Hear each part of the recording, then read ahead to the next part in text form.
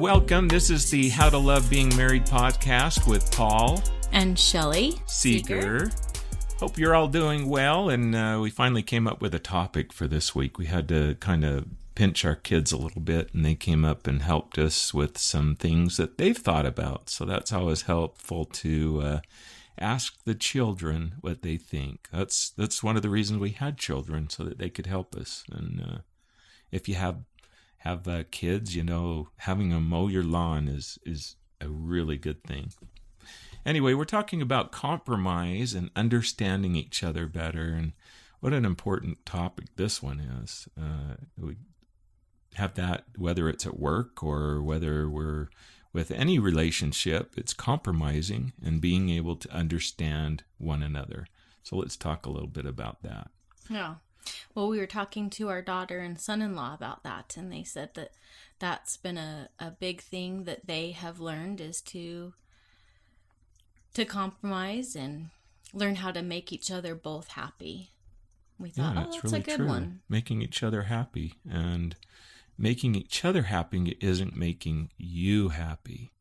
That's not what life is about. Making you happy is not what it's about. It's making each other happy and having a happy and great marriage. And by compromising, that's one of the ways we make our marriage great. Mm-hmm. So right.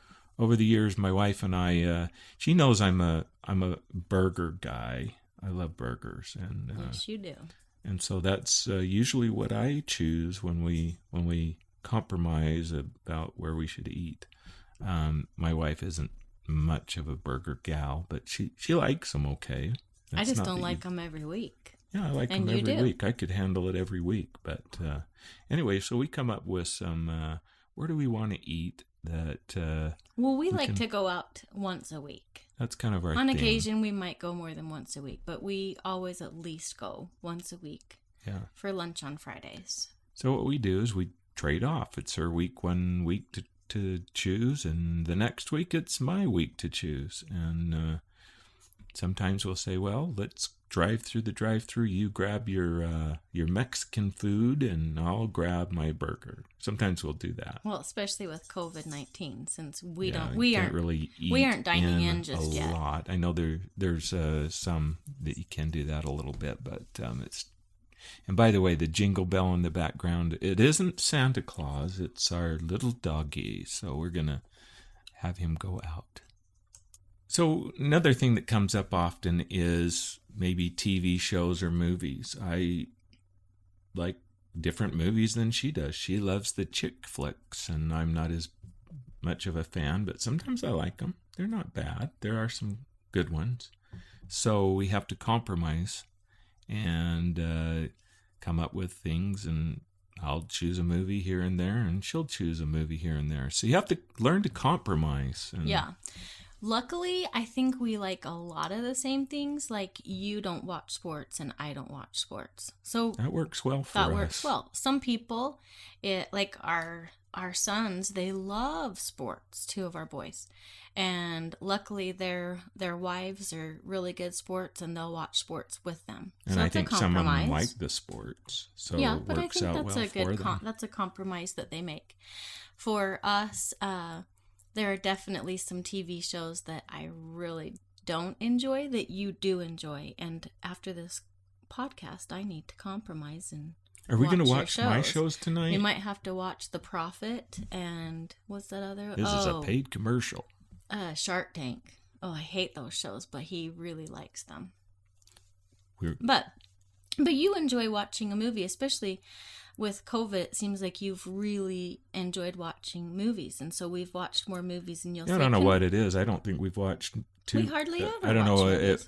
We fall asleep during a movie, so if it's more than 90 minutes, I'll look and it's like, oh, that's a 2-hour movie. What do we do? And then some of those really long ones, we won't mention their names, but you may know what they are. They're like 3 hours long.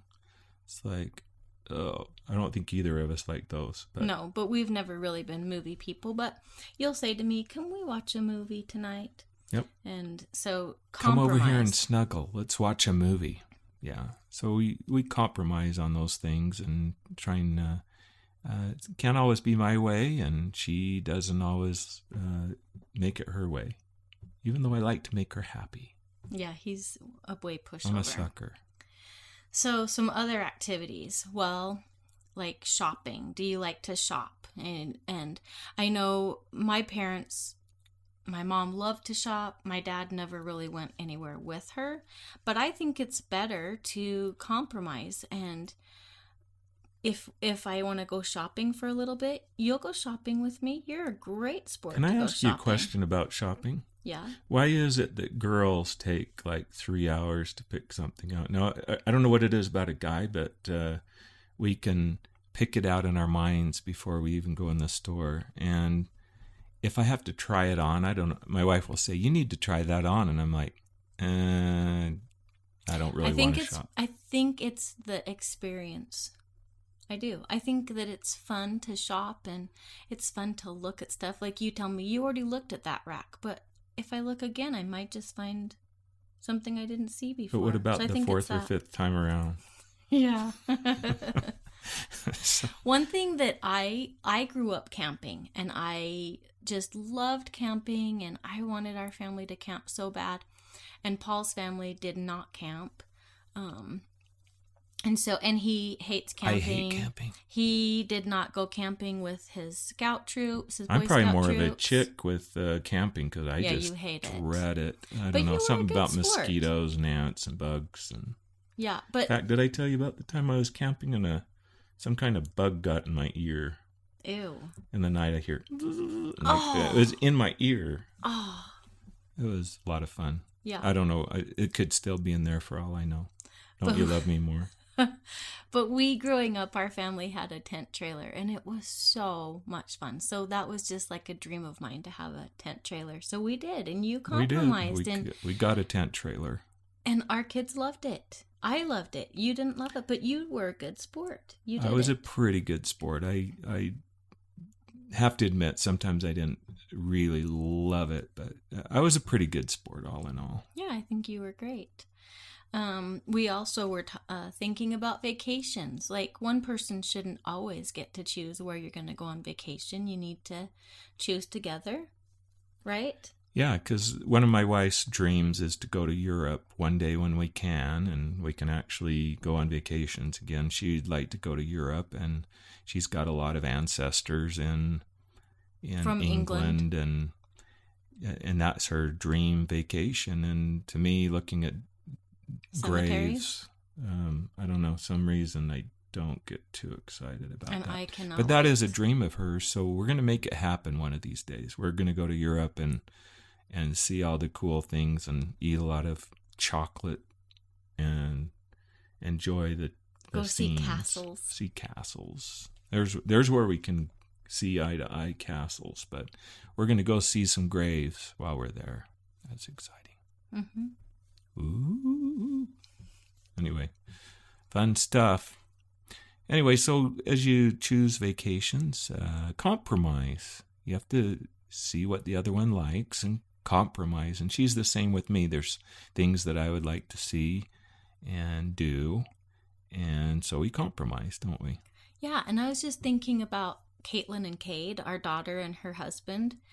I thought they really compromised. So Caitlin, they really wanted to go to California, and Cade wanted to go deep sea fishing on the ocean, and Caitlin really wanted to go to Disneyland, right? I believe that's correct. And so, you know what? They made both happen. They compromised, and they went deep sea fishing, and Caitlin even had a fantastic time. Yeah, I think it's great. They learned some new things. I know a few of our kids have learned to fish because of their spouse. Yeah, Caitlin especially. And she loves it, and she's good at it. And they've actually enjoyed it. Yeah, I think Caitlin's a better and fisher. Austin's learned how to fish because of Brittany. Yeah. I don't know about that, Kate, but maybe you're still the best. But anyway, compromising on those things.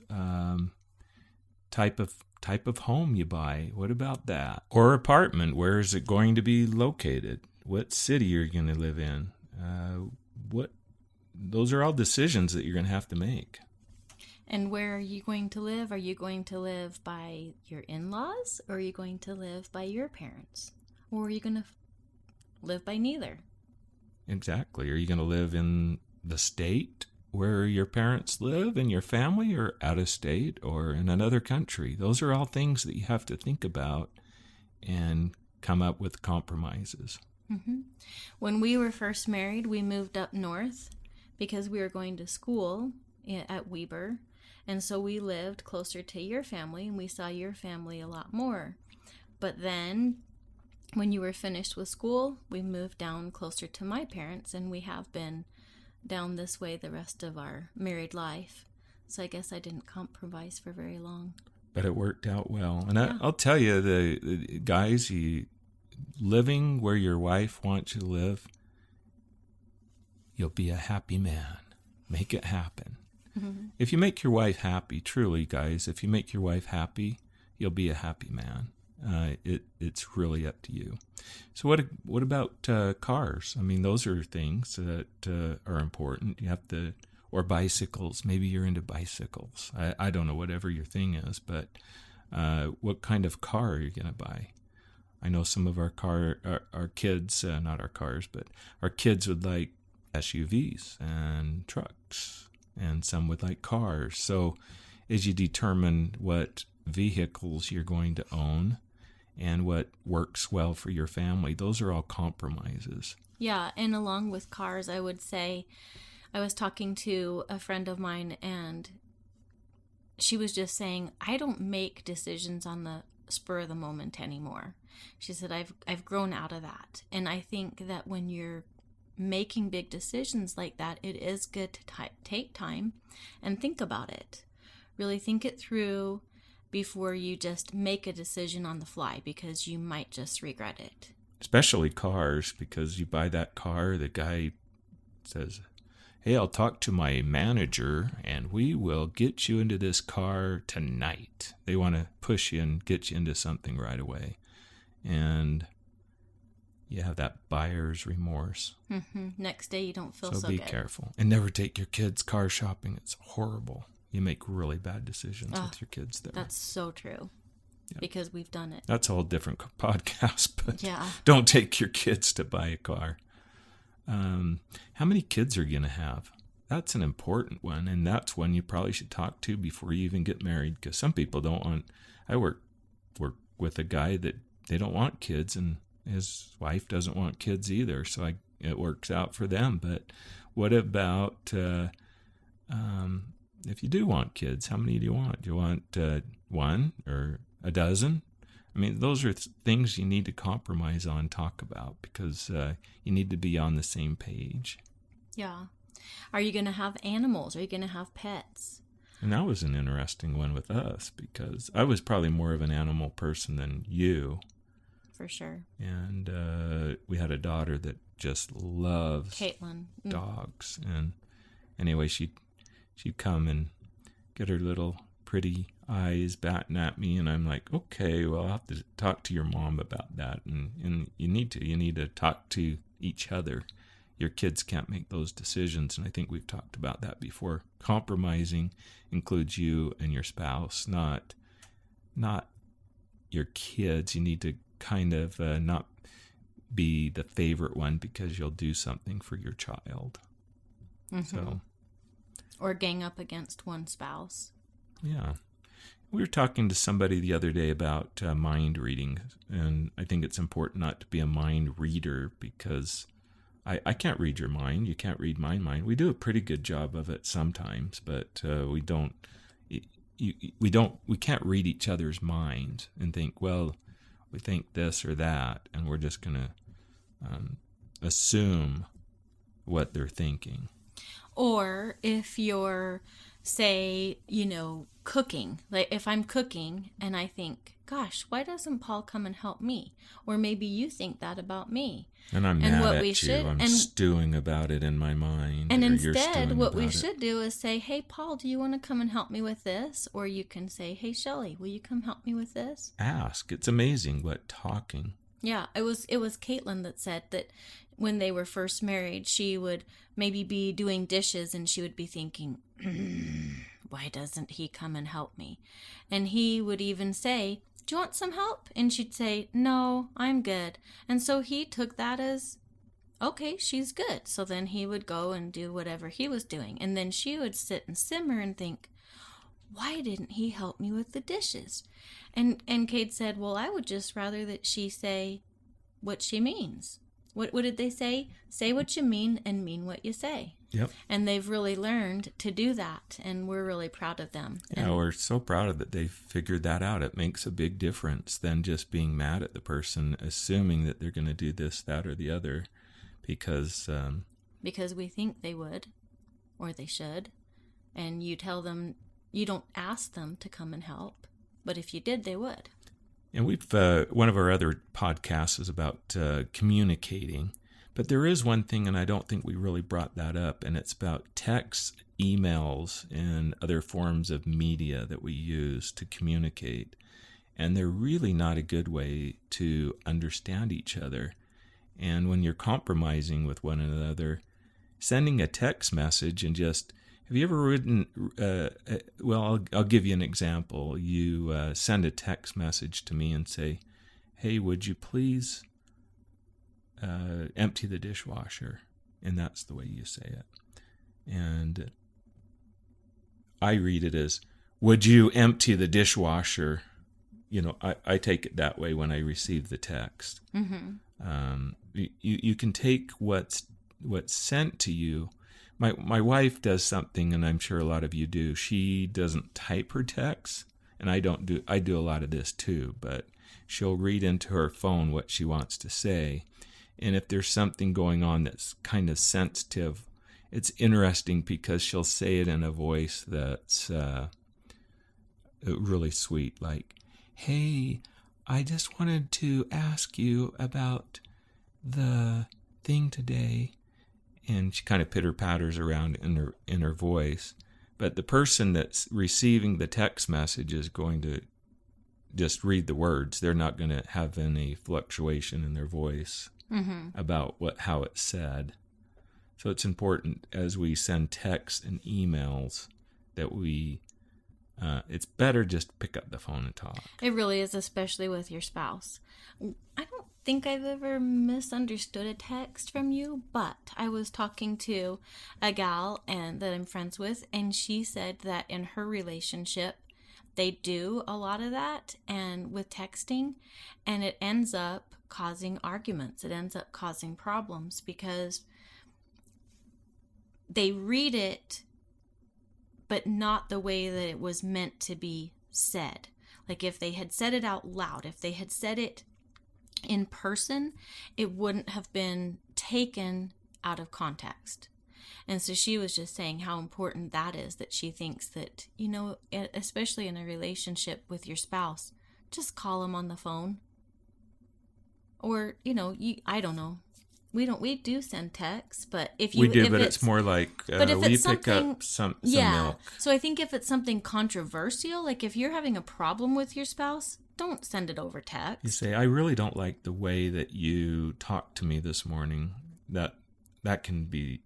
Yeah, that's not taken appropriate. So many different ways. So that's really chicken. You need to just talk in person. Call your spouse or anybody else for that. It doesn't really matter if you're talking to somebody. It's kind of the chicken way out, like you say, writing a note or an email or whatever it is. It's kind of a chicken way, and we're all guilty of it at some point or another. Oh yeah. When you have a hot topic and it's like, well, I'm afraid I'm going to say it incorrectly, and I'm going to send an email instead because I'm a chicken. Right. To go along with understanding each other. So this friend of mine that I was talking to, she gave me permission to be able to share what she told me, but she's not married currently. She's dating someone, but she said they've been dating for several months, and when they first started dating, she said, you know, he was just so thoughtful. He would buy her flowers.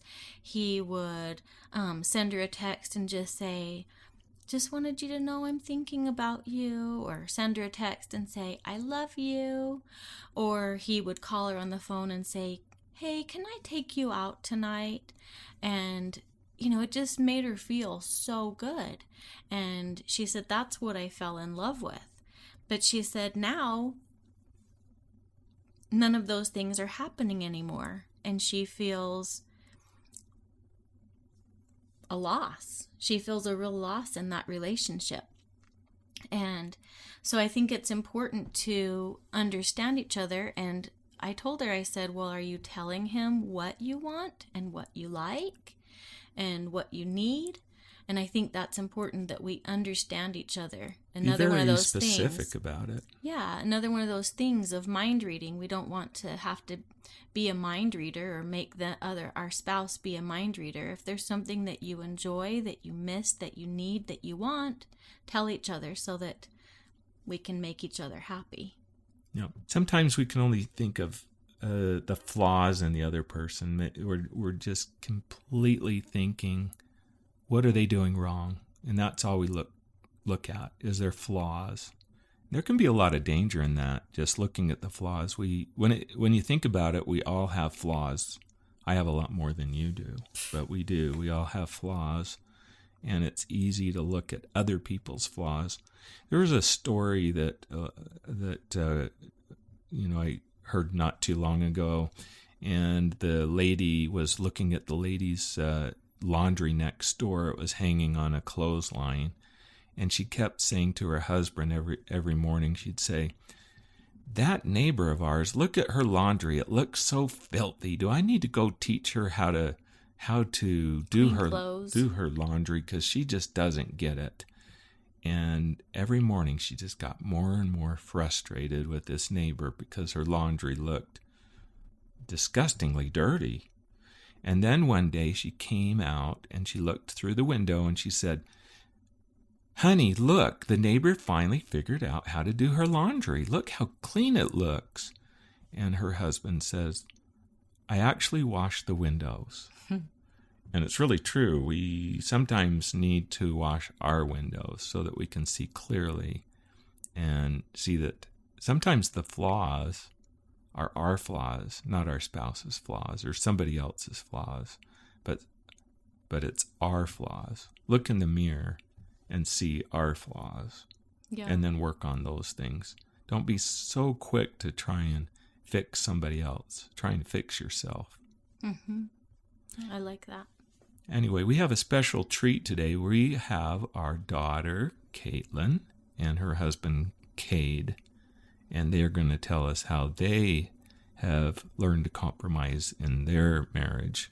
They just got married about 1 year and 3 months. Is that correct? A year and 3 months ago? Yeah. I think so, yeah. And you remembered your anniversary, I'm assuming. Yeah. You've remembered each other's birthdays during the last year? I celebrate big, huh? Yeah. She took me to Red Lobster this year. Yeah. Ooh. It meant a lot. Nice. She hates seafood, so that was good. Well, good job. I asked for a steak. You can always get chicken fingers if you need to, right? That goes along with compromise. Yeah, there you go. Compromise. Exactly what we're talking about today. So we've asked them to share with us some of the things that they've done over the years to compromise and to give to one another. It's a compromise, even if you've been married a few months, or when you're dating, you have to compromise. So what have you guys done to compromise in your marriage? And to make sure you're not misunderstanding each other, too. I would say, I think you guys said that you talked about this earlier, but a really big phrase that I feel like we live by is mean what you say and say what you mean. As you guys know, I'm not a super big confrontational person. You probably won't know how I'm feeling simply because I don't really like to share it, I feel like. Unless I'm really comfortable with you, I probably won't really say how I'm feeling. Unless I need to, but usually I don't. And I usually say what's on my mind pretty easily. Mm-hmm. That's why I try not to get confrontational with Cade. Cade's actually really easy to get along with. Yeah, he is. So how have you juggled that?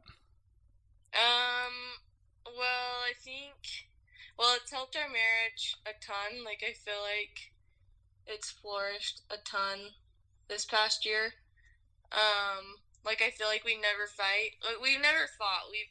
We'll, like, talk things through. We're very, like, I feel like I don't know.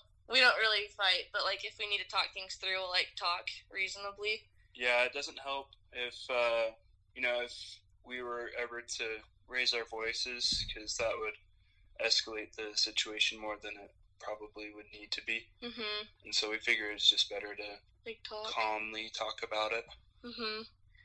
But yeah, I feel like we've kind of, like, this is what I said, like, it's a huge phrase that we live by, because, I'd be, like, doing the dishes, and I think you guys talked about this a little bit, but I'd be doing the dishes, and Kate would be like, oh, do you want some help? And I'm like, oh, no, it's fine. And then I would start getting, like, a little bit frustrated. I was like, oh, like, why isn't he jumping in to help, And then I would see that she was frustrated, but I didn't know what she was frustrated about, because I already asked her if she needed help. And just, like, simple things like that. Like, and it goes along with, like, mind reading, too. Oh, like, why doesn't he think this or that? But, like, so we started, like, implementing this in our marriage, and it has helped a ton. Like, I think we both did it a little. I did it a lot more than you. But, like, I think it's helped a lot. Yeah, I think we've talked to each other on it. Caitlin's helped me to express my opinion in a little bit of a nicer way, not as blunt as I used to. So, I think it's awesome that she's helped me realize that, because that's also helped me with other situations that I've been in. Well, it sounds like you've talked about it instead of just let things build up, or maybe that happened a time or two and you learn from your lesson that just steaming up and letting things boil over, you've been able to talk it out and talking it out and letting each other know what you feel like.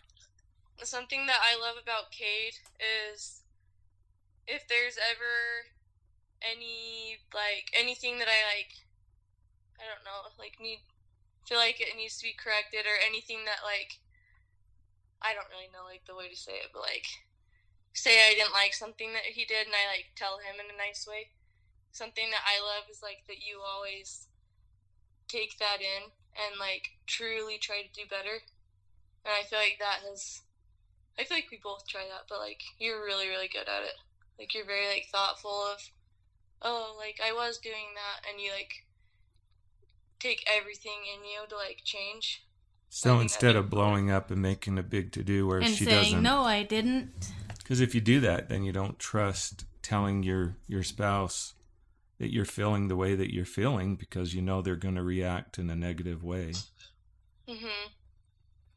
Yeah, I want to make sure that she knows that I'm willing to try to become more Christ-like and a better husband for her. And so that's why I always try to accept whatever's going on and try to do better. And I feel like you do the same as well.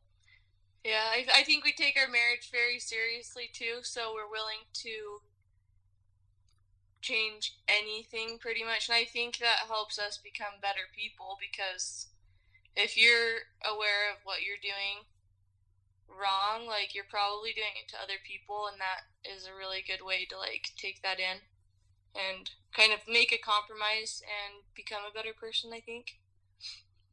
Yeah, I love that. So I have another question. You guys are pretty newly married. So what would you say to somebody that is getting married soon, or maybe they've been married a short time? And as you know, there's a few little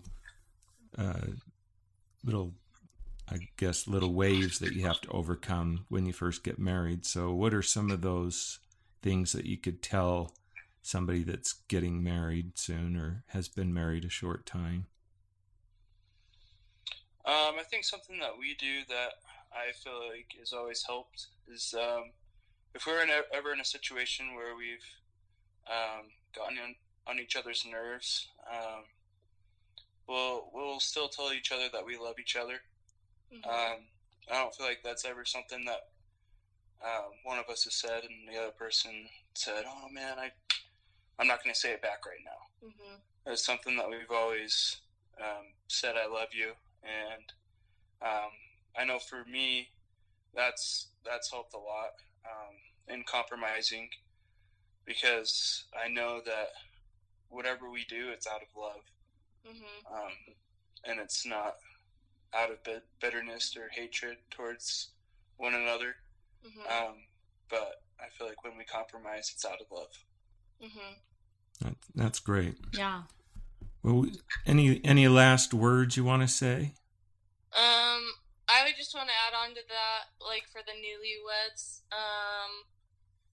I feel like, we are part of the Church of Jesus Christ of Latter-day Saints, so we are told, we aren't supposed to have any sexual relations or anything like that, before marriage, and so clearly, we weren't living together, we weren't together 24/7, and I mean, even if you're married, you still go to work and stuff, but right when you get home, your spouse is usually home with you,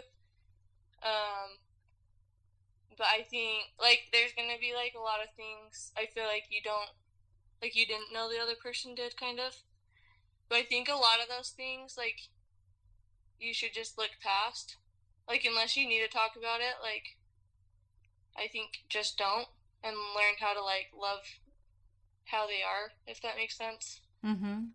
Because you don't need to, bring up and change every little thing about your spouse, you just... Nitpick them.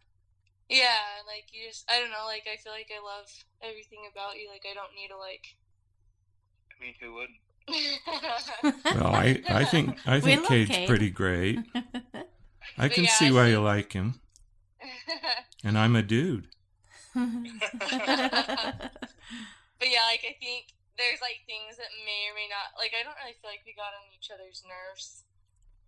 I don't, not very much, there were little things, but I think, I don't know. And maybe when you first meet, you think the other one, they look perfect, and it's the person you fall in love with, and it's usually the looks or something about them, maybe their personality, their smile, whatever it is that draws you in. And then you get married and you understand that they have flaws just like you have flaws. Everybody has flaws. So you have to look past each other's flaws and move on and realize none of us are perfect. We all are learning and growing and making mistakes along the way. Have to be forgiving of one another. And we've been raised in different homes, and so we do things differently, and so you just kind of learn not together. Really, bad things, I wouldn't say. Everyone, I feel like it was you grew up one way, I grew up another way. Yeah. So you have to learn how to grow together through two different homes and stuff. But I thought it was really cute. So Cade, I feel like you're an introvert, kind of Cade really likes his alone time or naps and stuff. But it was cute. We were some friends, and he was we got done. He's oh, I feel like, what did you say?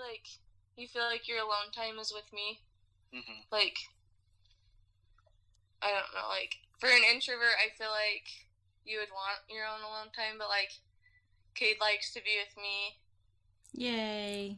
During his alone time. Well, and I'd say if you feel like that way, and 33 years from now you feel that way, you're doing the right thing. But that's music to our ears as your parents. Yeah, I love it. To know that the time that you enjoy the most is the time that you spend together. Yeah. Way to go. And by the way, Cade may be an introvert, but man, that guy can dance like no other. Oh boy. If we could have a video, maybe we'll be doing YouTube videos at some point. And, oh man, he's got Cade the can moves. get his dance moves on. Oh yeah. He's a good dancer. Oh, thank you guys. I can see why you married him, Caitlin. Just for the dance moves. Well, we appreciate you guys. We think the world of you, and thanks for loving each other and making it easy to be your parents. We're grateful for you and for the great people you are. So keep up the good work. Thanks. And thanks for taking time tonight to be with us. Yeah, of course. Well, that should about do it for this time around. We want you to know that we want your ideas. We take what we do seriously. We aren't making money off this. Some may wonder what's in it for us, and absolutely nothing. We want to help everyone enjoy being married. It's really important to us. Yeah, we really do love being married. And I've had people say to me, "Oh, you guys are an anomaly. Like, people just aren't like that." But we want to help you learn how to love being married too.